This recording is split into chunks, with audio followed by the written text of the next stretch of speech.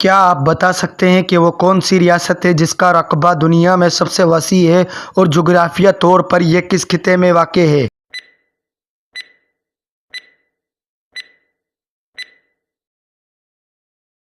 جواب: سب سے وسیع رقبہ رکھنے والی ریاست روس ہے جس کا رقبہ تقریباً 17.1 ملین مربع کلومیٹر ہے۔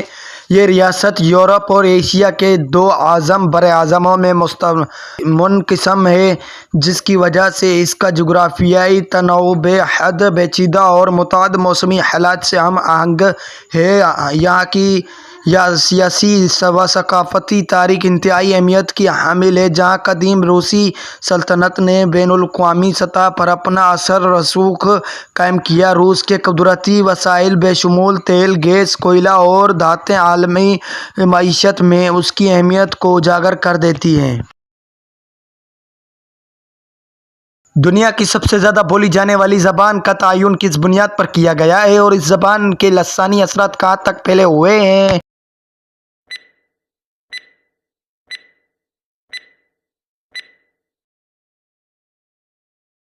جواب: دنیا کی سب سے زیادہ بولی جانے والی زبان مندرین چینی ہے، جو 1 ارب سے زائد افراد کی مانداری زبان ہے۔ اس زبان کا لسانی اثر چین، تائیوان اور سنگاپور تک محدود نہیں بلکہ عالمی سطح پر تجارتی اور سفارتی روابط میں بھی اس کی اہمیت پر روز بروز بڑھتی جا رہی ہے۔ چینی زبان کی ترقی نے بین الاقوامی کمیونیکیشن میں ایک نئی جیت کو جنم دیا ہے اور اس کی پیچیدہ تحریر اور لسانی ساخت نے عالمی ثقافت میں انوکھا مقام حاصل کیا ہے۔ وہ کون سا ملک ہے جس کو آبادی کے لحاظ سے سب سے زیادہ تعداد رکھنے والا ملک کہا گیا ہے اور اس کی سماجی و معاشی ساخت میں کیا نمایاں خصوصیات ہیں؟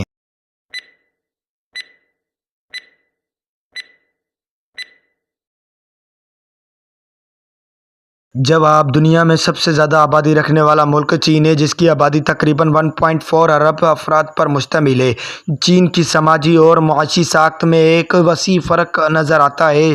جہاں دیہی اور شہری علاقے مختلف نوعیت کی اقتصادی سرگرمیوں سے منسلک ہیں، یہاں کی معیشت نے گزشتہ دہائیوں میں تیز رفتار ترقی کی ہے، جو اسے عالمی سطح پر ایک طاقتور اقتصادی کھلاڑی بناتی ہے۔ چین کی ثقافت میں متنوعیت کا عکاس ہے، جس میں مختلف لسانی، مذہبی اور ثقافتی رجحانات موجود ہیں۔ کیا آپ وضاحت کر سکتے ہیں کہ دنیا کا سب سے بلند پہاڑ کون سا ہے اور اس کی چوٹی پر پہنچنا کیوں اتنا مشکل اور خطرناک سمجھا جاتا ہے؟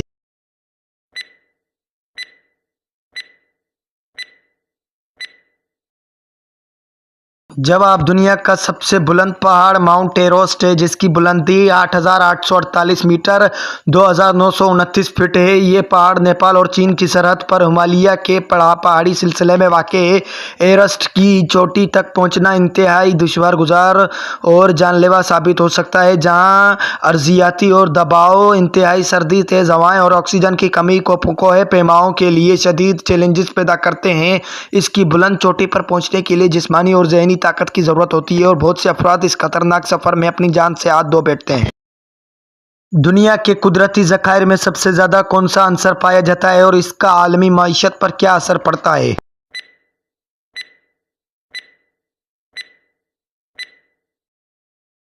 جواب: دنیا کے قدرتی ذخائر میں سب سے زیادہ سمندری پانی ہے، جو کرۂ ارض کی سطح کا تقریباً 71% حصہ ڈھانپے ہوئے ہے۔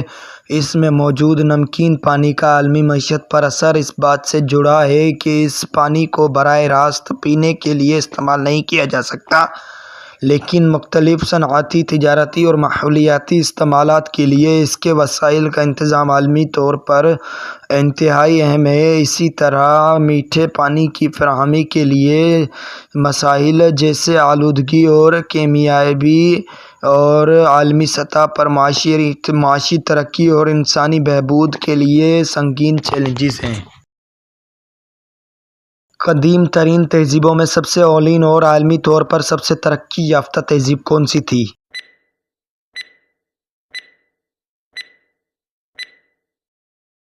جواب: قدیم ترین اور علمی سطح پر سب سے زیادہ ترقی یافتہ تہذیب میسوپوٹامیہ تھی، جو دریائے دجلہ اور فرات کے وسط میں تھی۔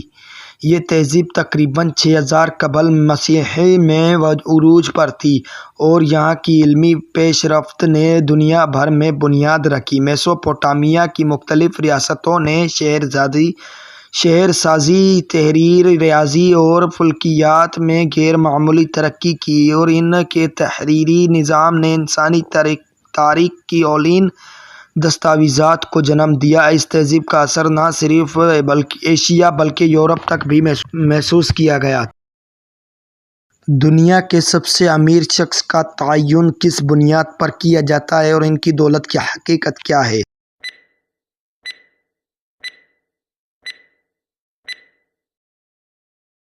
جواب: دنیا کے سب سے امیر شخص کا تعین اس کی کل دولت کے ذریعے کیا جاتا ہے، جو کسی فرد کی تمام موجود مالیاتی ملکیتوں، سرمایہ کاریوں اور اثاثوں کا مجموعہ ہوتا ہے۔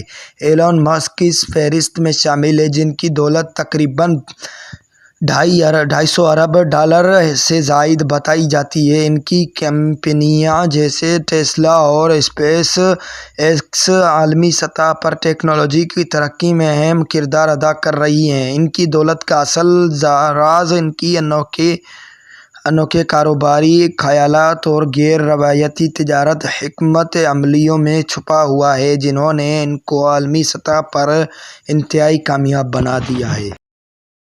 دنیا میں سب سے زیادہ کھیلوں کی سرگرمیاں کس ملک میں پائی جاتی ہیں اور ان سرگرمیوں کا معاشرتی و اقتصادی اثر کیا ہے؟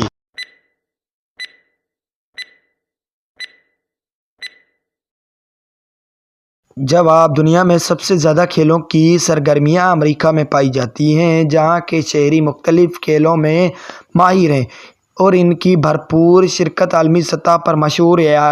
امریکہ میں فٹ بال، بیس بال، باسکٹ بال اور اولمپک کھیلوں کی تنظیمیں موجود ہیں، جو کھیلوں کو ایک تجارتی اور ثقافتی صنعت کے طور پر فروغ دیتی ہیں۔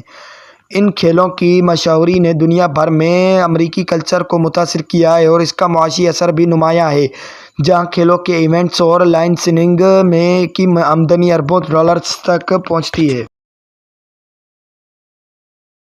دنیا کی سب سے بڑی صحرا کون سی ہے اور اس کی قدرتی خصوصیات میں کیا پیچیدگیاں پائی جاتی ہیں؟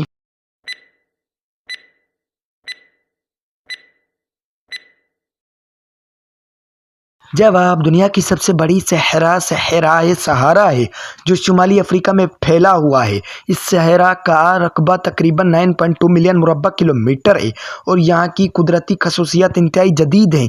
یہاں کی زمین پر شدید درجہ حرارت اور خشک موسم ہے، جو زندگی کے لیے انتہائی مشکل ہے۔ صحرا کے ریت کے ٹیلے اور چٹانی پہاڑ اس کے منظر کو مزید دلکش بناتے ہیں، مگر یہاں کے قدرتی وسائل کی کمیابی اس کو ایک سخت جغرافیائی خطہ بنا دیتی ہے۔ دنیا کی سب سے بڑی لائبریری کس ملک میں واقع ہے اور اس میں موجود مواد کی نوعیت کیا ہے؟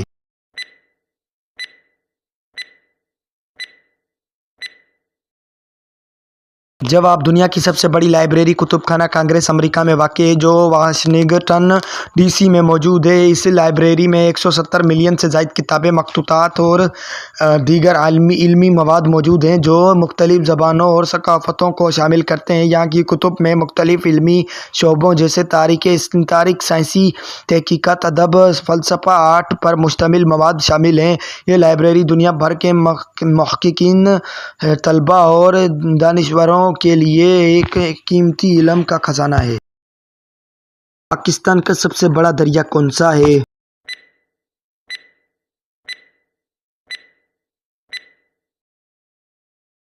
جواب: پاکستان کا سب سے بڑا دریا دریائے سندھ ہے۔ یہ دریا بھارت سے شروع ہوتا ہے اور پاکستان کے مختلف حصوں سے گزر کر عرب سمندر میں گرتا ہے۔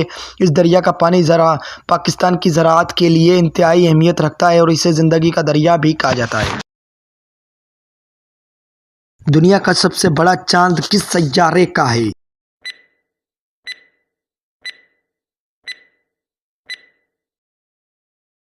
जवाब دنیا کا سب سے بڑا چاند گینی میڈ ہے جو سیارہ مشتری کا چاند ہے۔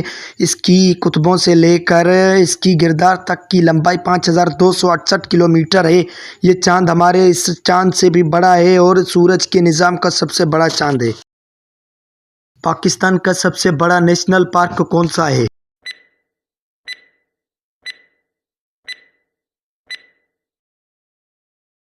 جواب پاکستان کا سب سے بڑا نیشنل پارک خان گڑھ نیشنل پارک ہے جو صوبہ خیبر پختونخوا میں واقع ہے۔ یہ پارک 1165 کلومیٹر مربع پر پھیلا ہوا ہے اور یہاں کی مختلف جنگلی حیات اور نباتات کی کئی نایاب اقسام پائی جاتی ہیں۔ نیل آرم اسٹرانگ نے کب اور کہاں چاند پر قدم رکھا؟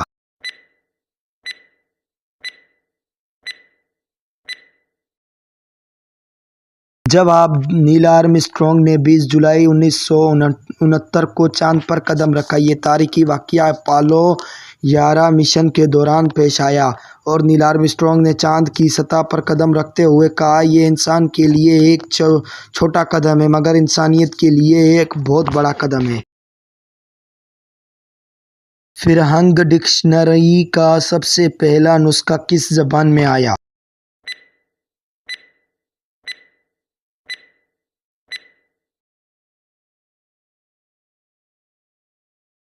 جواب فرہنگ ڈکشنری کا سب سے پہلا نسخہ چینی زبان میں آیا تھا۔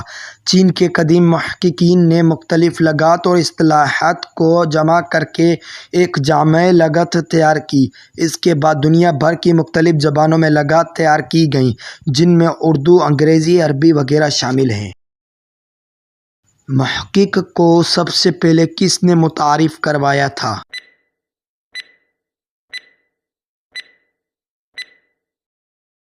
جواب محقق کی بنیاد کو سب سے پہلے عربی فلسفی اور سائنسدان ابن سینا نے رکھا۔ انہوں نے اپنے کاموں میں تجزیہ اور مشاہدے کا طریقہ استعمال کیا جس کی بدولت طب، فلکیات اور دیگر سائنسی شعبوں میں پیش رفت ہوئی۔ ابن سینا کی کتاب القانون فی الطب کو بہت سے عہدوں تک ایک اہم علمی ماخذ سمجھا گیا۔